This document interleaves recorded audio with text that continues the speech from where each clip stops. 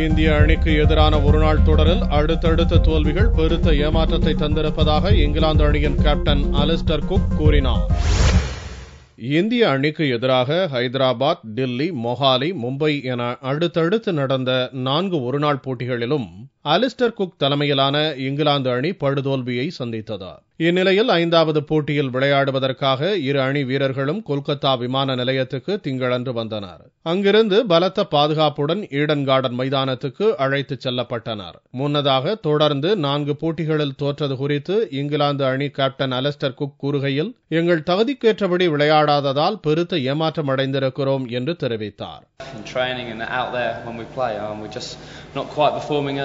The level which we have done recently, especially in England, but it's just frustrating.